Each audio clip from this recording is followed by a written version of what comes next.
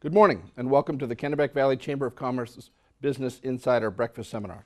My name is Ross Cunningham and I'm the President and CEO of the Kennebec Valley Chamber of Commerce. A special thank you to our Business Insider sponsors, Kennebec Savings Bank and Central Maine Power. This morning we will hear from Matt Rice, owner of Burgess Computers in Bath. Matt is from Woolwich, Maine. He graduated Central Maine Technical College. He joined Burgess Computers in 2001 as a consultant. The company had been around since 1985, and by 2006, Matt had owned the company. So we're thrilled to have Matt here to talk about safe computing for your business. So without further ado, Matt Rice.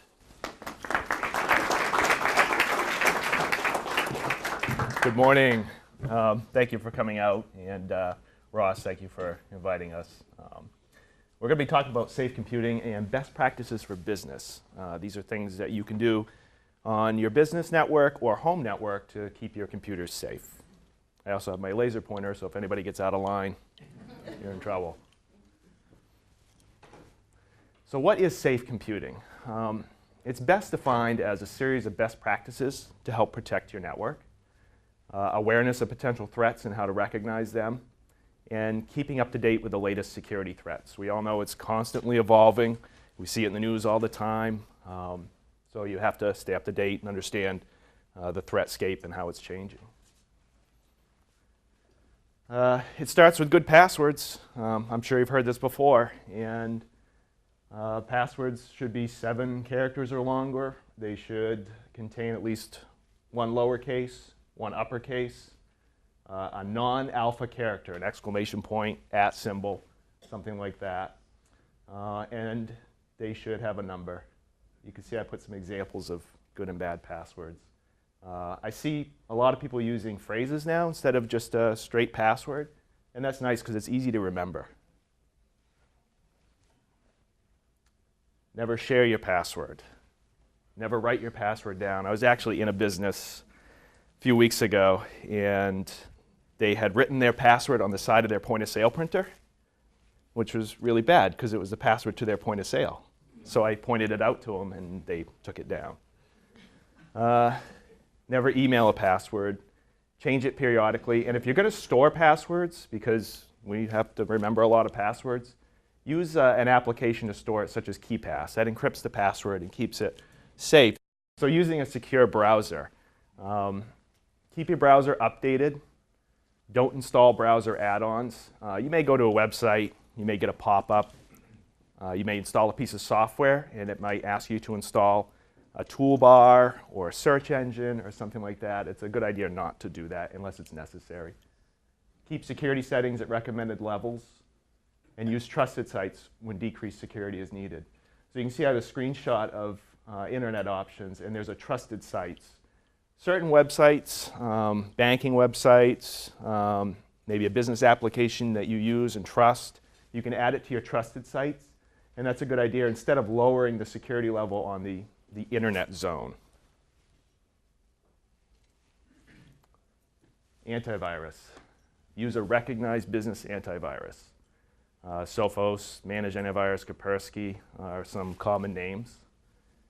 Manage the PCs using a central console. It's possible to monitor the status of antivirus if you have multiple computers from one central console instead of having to go to each computer. That gives you a good idea of how the computers are acting. Are they getting updates to the antivirus? Are they protected? Have they detected any viruses? Which means you might have to take some action to clean them. They should update daily, and you should make sure that that's happening. Running scheduled scans, maybe daily, weekly. Pay attention to warnings and alerts. If something pops up and says a virus is detected, follow the instructions or contact your IT provider. Don't ignore the warning. Also, know when it expires. I've been to businesses before. We take over their technology. Their antivirus has been expired for years. They think they have antivirus. They do, but it's expired, and nobody's checked it. So usually it's a yearly renewal or every 3 years. You should know when it expires and renew it. Critical updates, not only for Windows, but for your applications such as QuickBooks, Adobe. Those are very important to install. You should monitor that and make sure they are installed. Most applications like QuickBooks, you can go to Help, and then there's an updates link. And when you click that, it will check to see if there's an update. It will prompt and then install the update. Same with Adobe, you should do that. And with Microsoft Windows, turning on the automatic update so that it downloads the updates automatically and installs them. Don't use outdated operating systems or software. If you're still using XP, get rid of it. Go to Windows 7 or Windows 8. Server 2003, support for that ends in July. If you're still using Server 2003 on your business network, prepare to upgrade. Backup, probably the most important thing for your business network and for your home too. You may have pictures on your home computer. A lot of people don't think of that. They ignore that that needs to be backed up, but you can't recreate those. So use a modern backup system, preferably something that stores off-site in the cloud, but it's also important to have it locally too. Some backup systems will store a copy locally and then synchronize that with the cloud. And the reason that's important is that if something happens to your computer, you don't have to download all that information. That might take hours or even days to download it from the cloud. You have a copy local that you can recover from. The cloud's important though. If you had a fire, water damage, something happened locally, you can't get to your computer, you could still access all that information. Run monthly test restores at a minimum and monitor the backup status daily. Make sure it's actually working. Again, I've gone into businesses where they thought their backup was running, it actually wasn't. You can look at the logs and see that it had failed, maybe for months or even years. Review what's backed up quarterly. Any backup application, you select and pick what is being backed up. And I've seen cases where somebody will install a new piece of software like QuickBooks, and they don't add that to the backup selection. So while they're backing up all their other files, they're now not backing up this new program that they installed. So you need to review that at least quarterly. Consider recovery times. Again, when you're storing things in the cloud, it may take a long time to download. Or if you're doing just a normal backup and not a disaster recovery plan, it might take a long time to recover from a crash. So discuss it with your IT provider and make sure you understand how long will it take me to get back up and running if my computer crashes. Also, backup's really the only recovery method for ransomware. We've seen that in the news lately. It's out there. The only way to get back is to restore from backup. Using a layered security approach. So what's this mean? Basically means having several layers of security for your network. It usually starts with a firewall. And I've got a graphic there of a firewall. What that does is it separates your computer network from the internet, and it prevents the bad stuff from getting in. Brands such as Cisco, SonicWall, and Fortinet are recognized. Linksys, Netgear, those are consumer-level devices. They really don't have the same protection as these advanced ones. You would expect to pay somewhere around $1,000 or more for a business-class firewall. Advanced security features such as intrusion prevention, gateway antivirus, and anti-malware. What that does is it looks at all the information coming from the internet and it scans it. And if it detects a virus or some sort of malicious activity, it will prevent that from getting on your network. Typically, we'll also alert somebody who may be monitoring your firewall that there's some sort of malicious activity going on. It also works outbound. So if your computer was infected and it's trying to send files to Russia or somewhere, it'll prevent that from happening. Web content filtering, that's important from a security perspective. Because it will prevent you from accidentally going to sites that might contain malware. It's also good for productivity in business. If you want to block Facebook and things like that and keep browsing to business-related activities only, you can put a web content filtering system in place and prevent that kind of browsing. Also, make sure it's professionally installed. Another layer is mail protection. Spam and viruses, they come in through your email. There are systems in the cloud that can scan that before it gets to your network, and it will prevent those from reaching you. Desktop antivirus and anti-malware is the third layer. That's at the local computer. So now we have 3 layers. We have the firewall, we have mail protection, and now we have the desktop. Monitoring of the computers is important because you can detect malicious activity. Failed logins is a good example of that. You see repeated failed logins, and you know somebody's trying to potentially break into your computer. Vulnerability scanning. Some of you that process credit cards are probably familiar with this. A third party scans your network from the outside and tries to detect a vulnerability. They give you a report of the findings. You can then fix whatever issues they've detected. They scan it again to make sure those are done, and that's a requirement now for PCI compliance. Training your staff on safe computing. There's actually videos and classes you can take for this, and you can send your staff through this training, and it's becoming more and more important. One of the ways that hackers are finding ways to get into your network is through social engineering. Sending an email to an employee, maybe faking that it's from somebody they might know. So training your staff on the basic practices of safe computing is one more way you can keep your network safe. Not sharing passwords, not opening unknown email attachments. Don't save or install software on your computer unless it's been scanned for viruses. Don't click links to unknown websites. Phone calls. I actually was part of a vulnerability test with a bank. And they had a third party call in and pretend that they were from my company. And when they did that, they knew the person's name. So that already gave the employee a sense that, oh, I can trust this person. And then they tried to give information out. Well, this employee was trained not to give any information out. They knew we had a single point of contact with the bank, and so they were not able to get in. But phone calls from Microsoft is probably not Microsoft calling, so you shouldn't give any information out. Keep internet browsing to business-related activities only. I've seen cases where we go in to clean up a virus because the person didn't do anything, but they're actually on Facebook or some other website, and they shouldn't have been. Also, avoid giving users administrative privileges on a computer.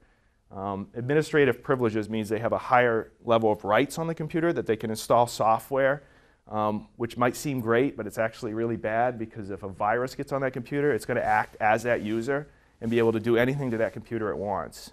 If you lower the security level for that person, the virus might not be able to infect as easily or at all.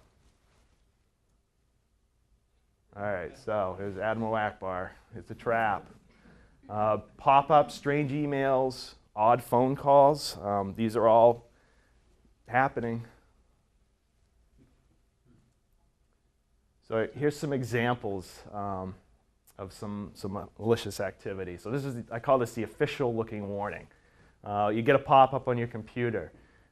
It looks like it's antivirus. It wants you to remove it. Well, you click that button and likely you've just infected your computer. The software may not actually be very helpful. It might be slowing your computer down. It might be a virus itself. This example actually came from one of my clients. I just got this message on my screen. What should I do? Did exactly the right thing. You got in touch with us. Time Warner is not going to pop something up on your computer to tell you anything. That's not likely to happen. So, too good to be true. I got this email. This was sent to me. I was accepted a new job. I didn't even apply for it. It was great. It's in California too, so it's nice and warm there. There's an attachment. I should open that, right, to see how much I'm going to get paid? No. Don't open it. I didn't ask for this email. I don't know who this person is. Delete it. This is becoming spear phishing, which is a type of vector to get somebody to open an email. I had an interesting issue where a client received an email asking for a wire transfer. It was from the CFO, or it appeared to be from the CFO. Wire this money to this company. So they started looking at it and they said, well, they emailed back to the person. There's no code for this. I need to know where to assign this to. And they email back, oh, just put it under general something. Well, the lady knew something was up. This wasn't quite right. So she goes to the next office to talk to CFO. I never sent that email, he said. Somebody had actually registered a domain name that was very similar to theirs. It was one letter off. So to look at the email, it looked just like their domain name, except one letter off. This person had a whole thread written. It looked like back and forth between a customer and the CFO, and then the CFO forwards it, which is their process. So this person did a lot of research. They registered a domain name. They almost got the money. It was very close. So pay attention to where the email's from. Even if it does appear to be from somebody you know, you've got to scrutinize it. There, sneaky link tactic. So this one's common too, where the link looks like it's from UPS, but if you hover over it, you put your mouse over it, you can see it's actually not from UPS. It's going to a different website. So you click that link, and it's the extension on it is .jpeg. .exe. Well, JPEG's a picture file, seems innocent enough. .exe, though, is an executable. That's a virus. The same with the ACH transfer canceled. Click here to view report, and it's not a report. It's a virus. And these are very common. Again, it comes down to don't click links from unknown senders, things you don't expect. You can kind of hover over the link to see where it goes. It'll pop up a little window that shows where the link actually goes. Still, don't click it if you didn't expect the email. And what's becoming even more common are these link shorteners, where you can go to a website, put a link in, and it will shorten the link, which is great, but it's a way to hide where it's actually going. So definitely don't click that. Just delete the message. The drive-by. So some of you may have experienced this, where you're browsing on the web and all of a sudden you get a pop-up. It might actually infect your computer before you do anything. This is through exploit in Internet Explorer or whatever browser you're using. It's able to infect your computer. It's very difficult to defend from. It might pose as legitimate software, like Adobe Flash. It looks legitimate, but if you look at the website where it actually is, that's not Adobe's website. You can end task using Task Manager to kill the application.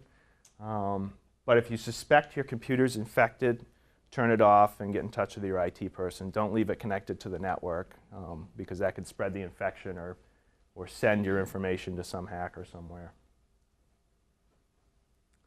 The search hijacker redirects your browser to another search engine. I've seen cases where you go to Google, you type in a search, and all of a sudden you're redirected to another website that has nothing to do with your search.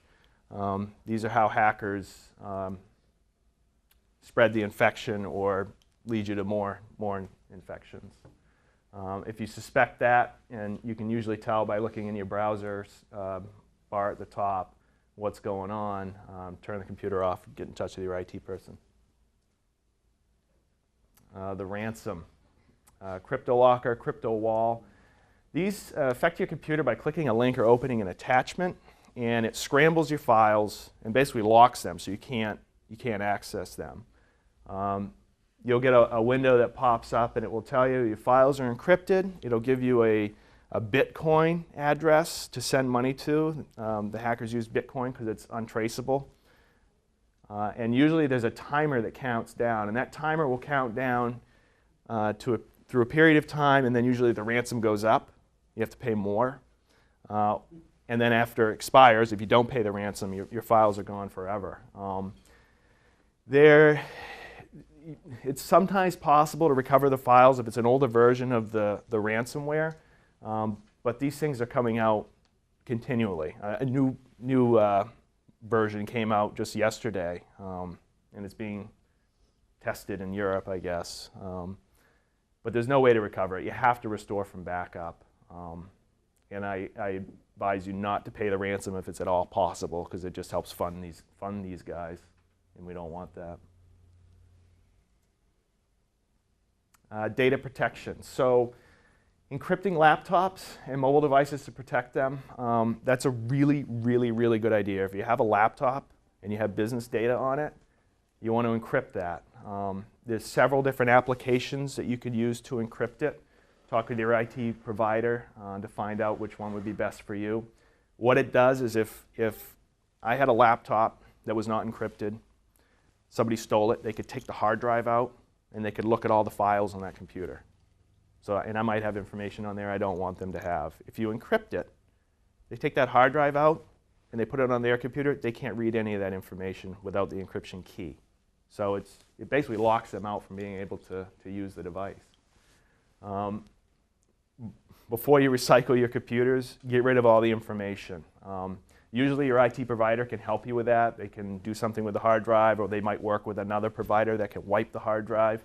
But get all the information off of that. People will ruffle through that stuff and try to get banking information, anything they can, cached passwords that might be saved on the computer. Remove scanned files from copier hard drives. I actually had a customer that I was assisting with. They bought a used copier through a copier company. We put it on the network.